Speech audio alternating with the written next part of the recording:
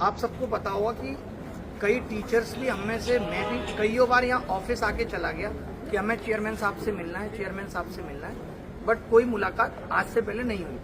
But जब आज हम सारे टीचर्स यहाँ आके बैठे और आप सब लोग आए तो जो एक कलेक्टिव आवाज उठी कि भाई अब तो हमें मिलकर जवाब चाहिए, जो इस जवाब की हम तलाश में थे कि एसएससी ये मानती भी है कि वो गलत है या नहीं, तो वो चीज आज हो पाई आप सबकी बदौलत और सब शिक्षकों की बदौलत कि मिल पाए चेयरमैन साहब से।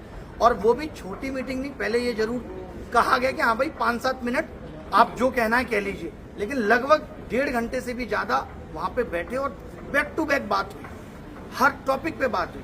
उन्होंने खुद कहा कि ये जो अनफेयरनेस है ये सब हम एक्सेप्ट करते हैं, बट आप अगर ये सोच रहे हैं कि हमने उनको सारे ऑप्शन दिए। हमने कहा कि आप ये ओवर एज वाले बच्चों को लास्ट तक लेके गए नॉर्मलाइजेशन, इस पे आपको रिजल्ट रिवाइज करना चाहिए। इस पे भी उन्होंने कहा कि मैं अभी आपको कुछ नहीं दे पाऊंगा, मना कर दिया कि अभी नहीं बोल पाऊंगा, आप मुझे लिखित में दे दीजिए और मैं उस पर सोचूंगा, ऊपर बात करके बताऊंगा कि रिजल्ट रिवाइज हो सकता है या नहीं। दूसरी चीज हमने कहा कि भाई आप इन बच्चों का, जो बच्चे 344 नंबर लाके भी बाहर रह गए, आखिरी अटेम्प्ट था, इनको एक एक्स्ट्रा अटेम्प्ट ही दे दीजिए। उन्होंने कहा ये सरकार के हाथ में या फिर कोर्ट हमें आदेश करे। पहले ये कहा, हमने कहा हम सरकार से बात करेंगे, सरकार से ये कहलवाएंगे। लास्ट में उन्होंने धीरे से ये कह दिया कि कोर्ट से काम जल्दी हो जाए।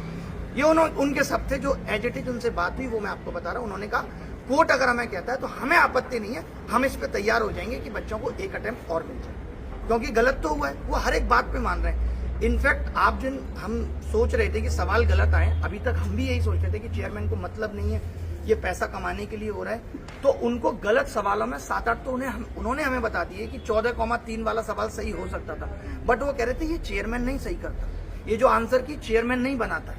अब ये बन गई और रिजल्ट रिवाइज हो गया, रिजल्ट जारी हो गया, तो अब कुछ नहीं हो सकता है। बट मैं आपको वादा देता हूं कि आज के बाद कोई सवाल गलत नहीं आएगा। ये कम से कम 5 से 7 बार बोला है, और भी लोग गवाह हैं, तुषार है यहाँ पे, भाई जिस बात पे गलत लगे वो बता देना। इन्होंने खूब लड़ा, ये भी थे, इन्होंने खूब कहा, इतना रिक्वेस्ट किया कि भाई हमारा तो भविष्य चला गया, 2023 में आपने चला दिया, 2024 में अब आपने ये कर दिया। फिर बात आई नॉर्मलाइजेशन की, तो उन्होंने कहा कि मैं ये वादा देता हूं कि आज के बाद मेंस कभी 2 शिफ्ट में नहीं होगा। ये भी बोला कि बात चल रही है इसकी।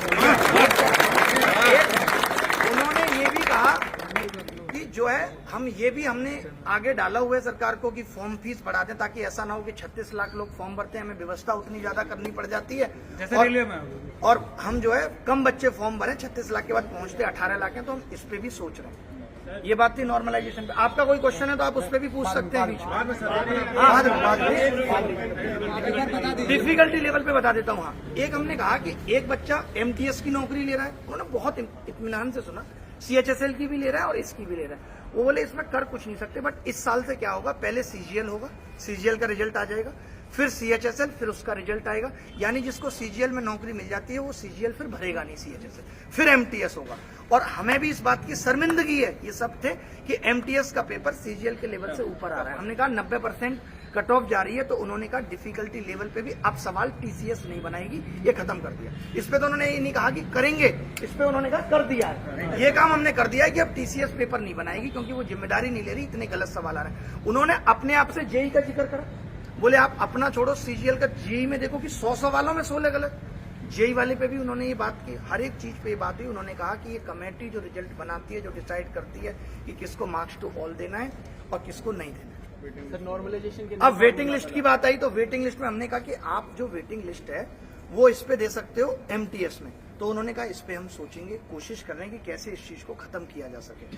दूसरा जो मैंने उनको सजेशन दिया, बहुत प्रेशर से कम 20 बार बोला होगा, जिसपे उन्होंने कहा कि मैं इस पे ऊपर बात करके अप्रूवल लेने की कोशिश करता हूँ, वो मैंने ये कहा कि आप मत लाइए वेटिंग लिस्ट, लेकिन आपको पता है इस बार इतने सारे बच्चे बाहर हो गए, तो आप एटलीस्ट ऐसा कर लीजिए कि जो बच्चे लोअर ग्रेड वाले 2400 ग्रेड पे, उनको कोई तो नौकरी मिल जाए। 2400 मिलेगी तो किसी को ऐतराज नहीं होगा, 2400 सबसे नीचे की नौकरी है, तो इस पे उन्होंने कहा कि हम सोचेंगे। सर नॉर्मलाइजेशन नया फॉर्मूला जो, हाँ, नॉर्मलाइजेशन पे उन्होंने कहा कि नॉर्मलाइजेशन का फॉर्मूला ठीक तरीके से वेव करे, इसके लिए कमेटी भी बना दी है, मे बी हम परसेंटाइल ले आए जो ये प्री में भी आपको इम्पैक्ट ना करे, ये बात। और किसी बात